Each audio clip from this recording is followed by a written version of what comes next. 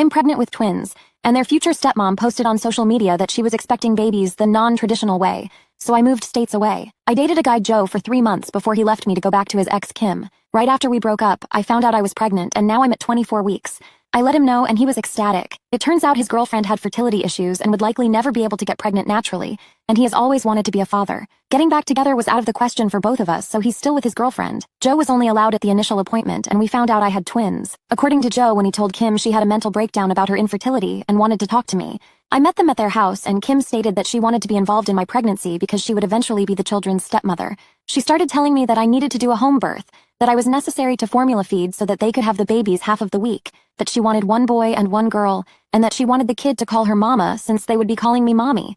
I shut her down and said I would make the best choices for my children and my body, and left. Kim continued to be overbearing and texted me every day about my eating habits, exercise habits, and bitching about how her job wouldn't let her take maternity leave. At the virtual genetics counseling appointment, she attended instead of Joe and took over the whole meeting, trying to talk about her family history, which wasn't relevant. When it came time for my 20-week level 2 scan, they allowed me to have one guest, and Joe suggested I take Kim instead of him, which I refused to do. Joe did end up coming, and he found out the gender because I wanted to keep it a surprise for me so we could throw a gender reveal party. I put a pregnancy announcement on my social media, and then she put up an announcement saying they were expecting twins the non-traditional way, and how blessed she was. I was irritated, but I kept my mouth shut. Then she threw a gender reveal party and posted it on social media. I wasn't even invited. She also announced that she was having a baby shower. I commented on her posts and told her to stop treating me like a surrogate, that the kids weren't hers, and that Joe didn't have any claim or custody of the kids until they were born. I then called Joe and reiterated all of this, and stated that I would not be seeing either of them until we went to family court, and that my mother would be my birthing partner. Her mother even called and insisted I give her one of my babies. Update. On Thursday, I posted this. I went to the police and they said they could do nothing because a crime hadn't been committed.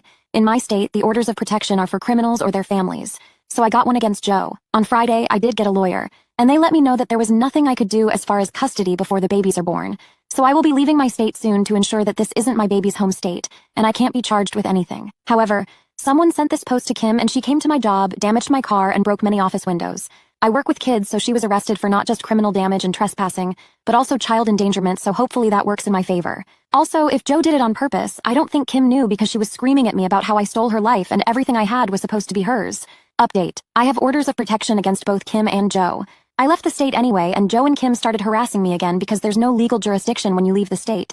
Still, I have enough evidence that I was able to press charges in my current state and will be pursuing a restraining order here.